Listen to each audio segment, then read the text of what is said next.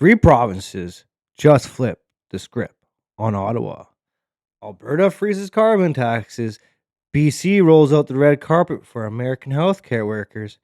And Ontario cancels tolls and tries to remember what being a conservative even means.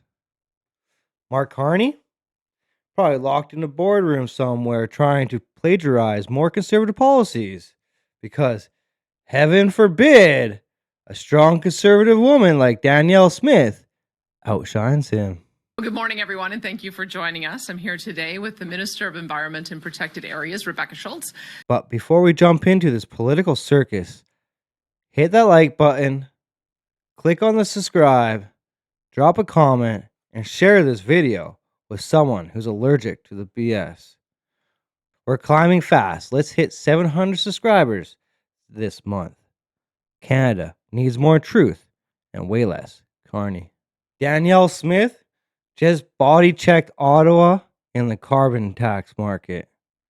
Alberta is freezing the carbon tax at $95 a ton. To talk about an important step Alberta's taking to protect our province's economy and help our businesses stay competitive. The current tariffs being imposed by the United States are increasing costs, disrupting supply chains and creating uncertainty for industry, making it challenging to operate efficiently and stay globally competitive. Our government is committed to supporting Alberta businesses and industry and doing everything we can to ensure they remain competitive across global markets. And we will continue to take action to make Alberta one of the most business-friendly jurisdictions in North America by removing burdensome red tape, eliminating unnecessary regulations, and keeping taxes low. Our industry, from energy to agriculture, not only empower our economy, but the wealth that they generate allows us to provide Albertans with the essential services they rely on, from healthcare to education. That's why it's so important that we listen to industry concerns and help develop a business environment where they can thrive. And what we have heard from industry is that any further increases to the industrial carbon tax past $100 per ton would be detrimental to their businesses and would diminish their competitiveness in the market. That's why today we're announcing that effective immediately, Alberta is freezing the industrial carbon tax under Alberta's Technology and Innovation Emissions Reduction System, or TIER, at $95 per ton of emissions. Meanwhile, Mark Carney and his climate cult wants to crank it up to $110 a ton in 2026, then ride that pain train all the way to $170 by 2030. This price was set to increase to $110 per ton next year and continue increasing to $170 per ton by 2030. Oh, but Quebec? They're on the discount plan. Look at Quebec's carbon price. Quebec's carbon trading price is lower than this.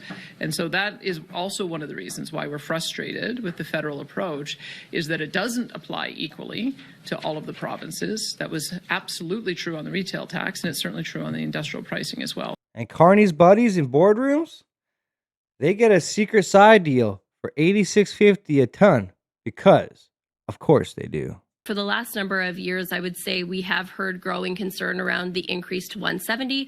As Premier mentioned, even the federal government themselves were striking contracts for difference agreements at 86.50. And so I think somewhere there, the federal government must have known that a carbon price of $170 isn't good for anybody. Then she suddenly drops the bomb. If 20% of China's coal switched to Canadian LNG, it would wipe out 100% of Canada's total emissions. Part of our strategy has been to have an export of LNG so that we can displace higher emitting fuels internationally. And there's been lots of stories that have been done on this. I think if we displace 20% of the coal fleet in China with LNG, that's the equivalent of what our emissions are for Canada as a whole on an annual basis. But exporting it? Nah, not so easy. Because Canada's energy policy is like trying to FedEx a moose through airport security. It doesn't go well. The world wants our LNG, but Carney's policies turn every pipeline into an escape room run by eco lobbyists. We are working with other nations around the world to deliver our safe, affordable, responsibly produced energy. The question is, how does your country have such a nonsensical approach to policy? Your natural gas will help us as energy consumers reach our emissions goals. So why would you be capping production and putting such high taxes on your producers? It doesn't make any sense. In fact, I think the question was, we know Alberta and BC have lots of natural gas. We know that we want it, but where is Canada? What can you do there? This doesn't make any sense. And so it would be nonsensical, as Premier said, to take an approach where we're shutting down industry instead of allowing our industry to displace emissions elsewhere around the world. For years, this environmental agenda from Ottawa was telling Canadians and Albertans that if they just paid more in taxes and punitive regulations, the trade-off would be that we're reducing global emissions and helping the environment. Somehow, we would be better off as a Canadian economy. Instead, this federal platform delivered a stalled economy and increased costs for everyday Canadians. And Canadians have started to ask why. Meanwhile, Canadians pay 34% of the world's carbon tax burden. And guess what?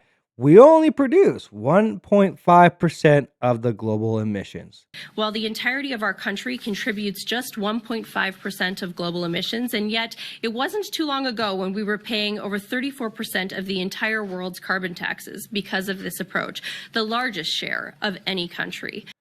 So naturally, the first media question for Danielle Smith, are you leaving Canada? Smith responds, no. And the media says, cool. We'll ask this question again next week.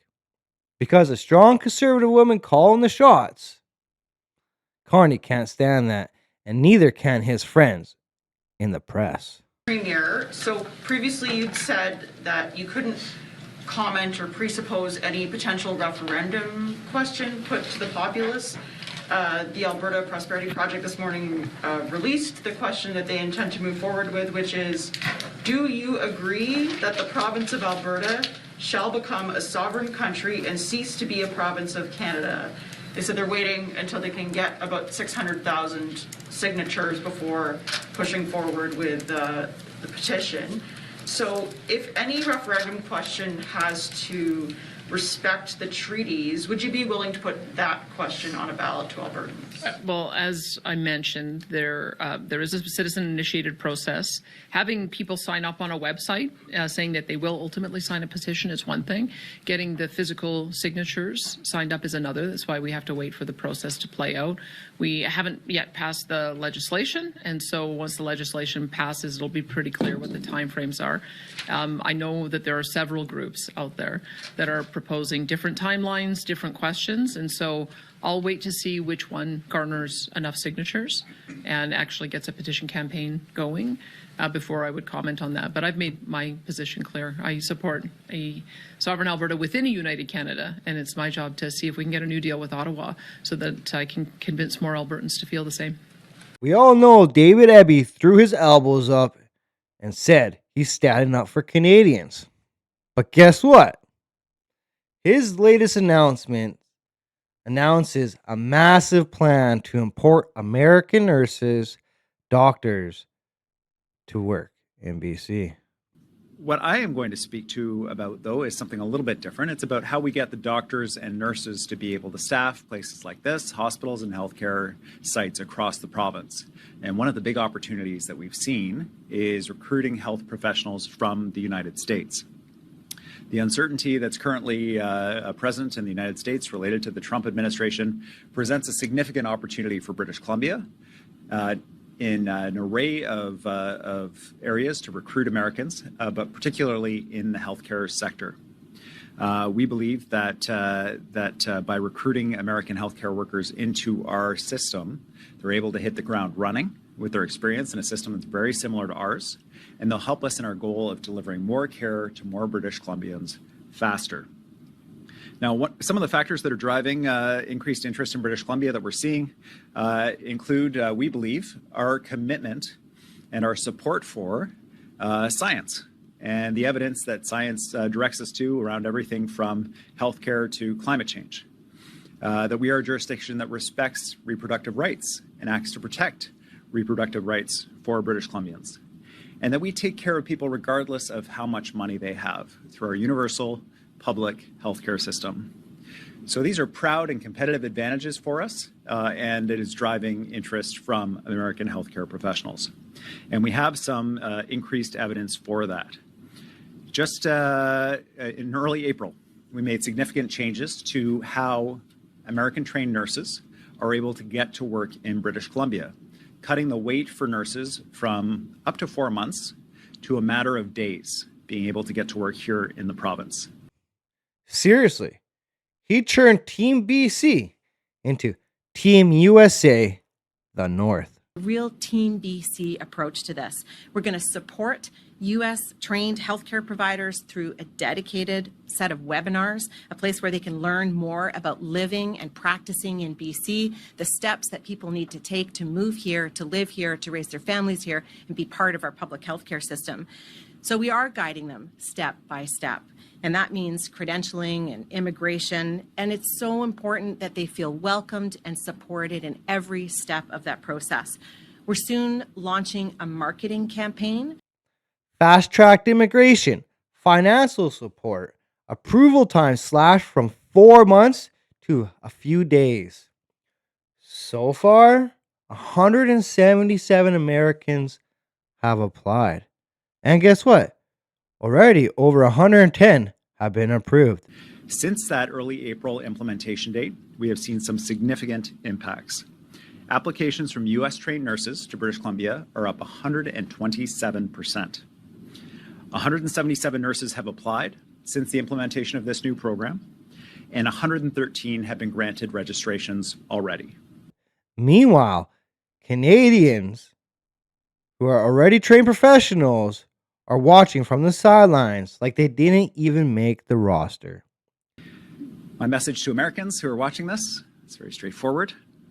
In British Columbia, you will be valued, your principles will be respected, and you will have the opportunity to provide care to people not based on how much they earn, but based on the level of care that they need. You will be part of building healthy communities in the best place on earth, and you are very welcome here. I say just briefly, President Trump's loss is British Columbia's gain. Remember, this is the same guy who said, "We need to fight for Canadians during COVID." Now he's shipping in healthcare workers like it's a Costco cross-border deal. Eby's out here trying to save the system by outsourcing it, which is like fixing your leaky roof by just buying your neighbor's house. It's not going to work. And we will be marketing in Washington and Oregon and California, letting people know about what the opportunities are here in BC. And this is just the kind of bold and solutions-based actions that our province is taking, and we're really proud to be leading the way. For the nurses who arrive here in British Columbia, the opportunities are just tremendous. Doug Ford? He came out swinging. Tax cuts, tolls gone, VIN crackdown. Suddenly, he's super conservative. But just ignore the last 2 years, please, he says. It's simple. We believe that taxpayer money belongs to the taxpayers, not to the government, and so every chance we get, we're giving taxpayers back more of what's theirs. Over the last few years, our focus on keeping costs down has been so important as families struggled with the cost of high inflation and record interest rates. That's why at every opportunity, our government has cut taxes, frozen and removed government fees, and handed money back to families. We fought the job-killing federal carbon tax until it was finally removed this year. We banned new road tolls, and we gave $200 rebates back to every taxpayer and eligible child in the province. We also cut the license sticker fee, froze fees for driver's licenses and photo ID cards, and ended the Drive Clean program. All told, our measures for drivers have put over $1.8 billion back in the pockets of taxpayers annually. As a result, Ontario families now have thousands of dollars more every single year that they can use to buy groceries, to fill up their cars, to pay their mortgage, and look after their kids. But now, in the face of President Trump's tariffs, which are rising the cost of everyday essentials, we need to do even more. So today, I'm announcing that as part of our upcoming budget, our government will be making our temporary cuts to gas and fuel tax rates permanent. Absolutely. Saving households on an average of about $115 per year going forward. Let's not forget, this is the same guy who spent the federal election warming Carney's seat and holding his purse, pretending like the carbon tax was fine as long as it didn't affect his polling numbers. Then came the Trump moment. Doug says he'll cut the power to New York. And one Trump tweet later, he backpedals so hard, I thought he was running for the Tour de France. But now he's back with the I've always been a fighter routine. Let's break down the latest Ford package.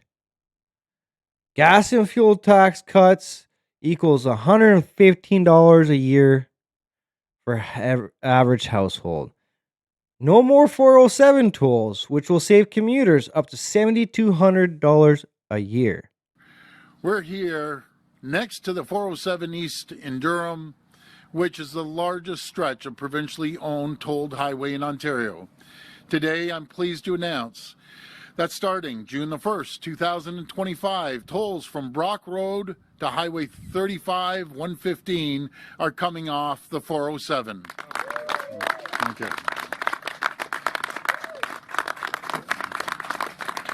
That means that just in a few short weeks, once the legislation is passed, there'll not be one single publicly owned tolled highway left in Ontario. And that's thanks to our government's ban on new road tolls in the province. There will never, ever be a road toll in Ontario again. Not bad. Not bad. But it's also like giving you free coffee after punching you in the wallet for years. Then there's the Carfax bombshell. Over 127,000 vehicles in Ontario with fake or fraudulent VINs. Come on. Ford's response? Hire judges, hammer the fraudsters. Carfax has warned their data shows there could be over 100,000 fraudulently registered cars in Canada, many of them in Ontario with VINs taken from exported cars, plastered on stolen cars, and ultimately resold at dealerships here in Ontario. I wondered, how concerned are you about that, and what is the province doing to make sure that unsuspected customers aren't buying stolen cars? Well, before I pass it over to the minister, we take that seriously, like any crime. Again, what I've been saying, when we catch these people, they need to go to jail. When they don't go to jail, there's no consequences. They think they can continue doing this. And that's why we're going to hire tough on crime judges that are going to keep people in jail, and they're going to pay the price. So their buddies outside are going to hear they're in jail, and they're going to stop, trying to steal and scam and weasel people of Ontario. We're going to come down hard on them. And because this is Ontario, he likes to report on reporters' haircuts, announcements like it's an award show. That's great. Before I start, I just want to compliment Jamie with that new haircut. The guy looks like Dapper Dan. He cleans up well. This guy's sharp as a tack. Yeah. He'll be the new wingman. Sorry, he's looking sharp. But okay, guys, let's get started. Next up, the Honda debacle. Honda just paused a $15 billion expansion. But guess what? Hey, Ford says he's been reassured. Translation: please don't leave. We already ordered the ribbon. Premier Sean Jeffords, CBC Hey, Sean. Toronto. I wanted to ask you about Honda. We understand overnight in an investor's call, they said they're going to pause that EV plant they had planned for the province, the 4 plants, for 2 years. What's your reaction, and are you concerned that that pause could turn into a permanent cancellation? Well, when I've talked to Honda, they've promised us they're going to continue on with their expansion. They're going to keep that facility moving forward. So we'll just see how that moves forward, but we're very confident that we'll continue producing Honda vehicles here in Ontario. The $5 billion that was announced last year. And are you concerned that there's a broader chill right now in the auto sector about investing in Canada because of Trump and tariffs? Yeah, well, we're going to hold them accountable, each auto manufacturer. Anything that we've given them, we're going to make sure that they're held accountable and they continue manufacturing automobiles right here in Ontario. Now, let's dig into the landfill disaster. Doug Ford wants to expand a landfill site because, plot twist, Ontario is running out of places to put its garbage. Did you know 40% of their trash goes to the US? And Doug is terrified Trump would make one phone call and shut that all down. When a reporter asked him if he's even talked to the landfill owners, Ford was like, nope, never met them, don't even know their names. You've said Ontario needs more landfill capacity, so Yes. why did you choose the Dresden landfill over every other potential site when the environmental assessment your government promised was not yet done? Well, things have changed since we did that. It was over a year ago, and, we're relying on the U.S. again. Here we go. 40% of all the garbage goes down to the U.S. It takes one phone call from President Trump to say, cut us off, and then what do? We have to be prepared. It's an existing site. We need to expand it. And I'm not going to rely on President Trump any longer. We have to be responsible for our own garbage. We create the garbage, whatever methodology communities and regions want to use. I'm there to support them. So we're going to continue building capacity on that. And a follow-up for you, have you ever spoken with the owners of the Dresden dump, their employees, or their lobbyists about expanding the dump, and if so, when? I don't even know who these guys are, to be honest with you. Someone said their names, but again, I don't look at who owns it, who doesn't. What I look at is the capacity issue that we're facing.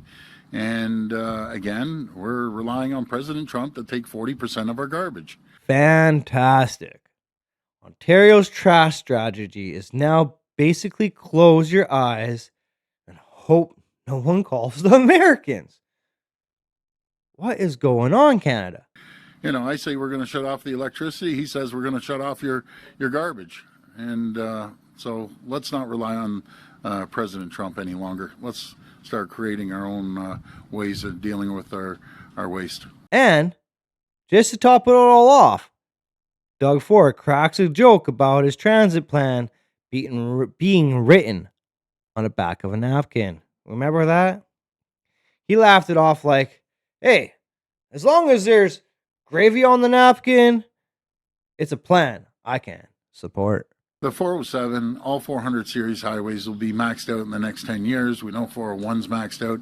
I drive by there at midnight, and I don't know where everyone's going. It's absolutely jammed at midnight.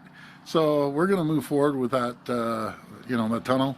It's going to be a great project. And I just want to remind everyone, there was naysayers, and our team remembers this. When we first came into office in 2018, by 2019, we rolled out our plan to build transit.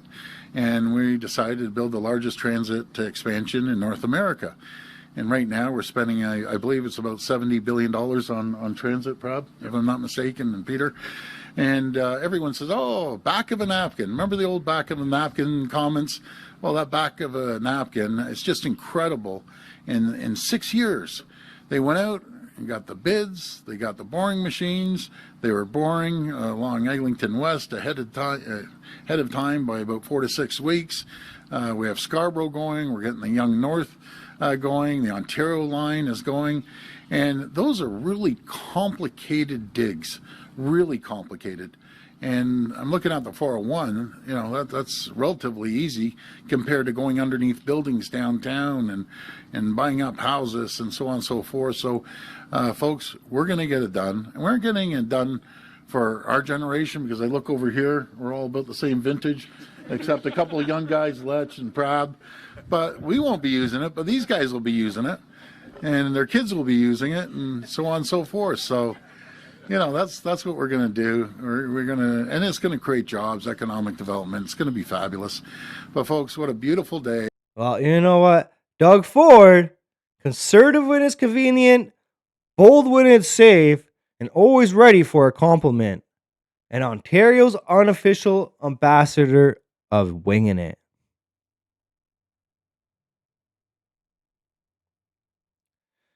So let's recap. Danielle Smith is holding the line and fighting for Alberta. David Eby, he's elbows up for Americans, not British Columbians. Doug Ford, juggling taxes, trash, and Twitter trauma, hoping we didn't notice that he backed Carney just a few months ago. And Mark Carney, still trying to repackage Pierre Poilievre's platform and slapping a liberal sticker on it. This isn't leadership, folks. This is cosplay. We also have an offer to make the Liberals. My message to Mr. Carney, steal my ideas. We've got great ideas. And we've been leading the charge on the debate over carbon taxes, inflation, housing prices, crime, drugs, resource development. And I note the Liberals even lifted a few of those ideas and put them in their platform to get reelected. We want to make sure that they were sincere about that. And we're going to continue to put forward solid ideas to make people's lives better every day. Because our purpose is to bring home the promise of Canada, that everyone who works hard gets a great life, that anyone from anywhere can do anything, where you get a nice, affordable home on a safe street. Every day and in every way, we will fight for our people and our country to put people back in charge of their lives with bigger paychecks, abundant, affordable energy, home ownership, low taxes, safe streets, and a strong military in the country that we know and love, Canada. Thank you. If you're tired of the lies, the flip-flops, and the fake tough guy routines, smash that like, hit subscribe, and drop a comment. And share this video with someone who's ready for the truth. This is The Hard Truth Canada, and we are just getting started. Thanks for watching today's episode.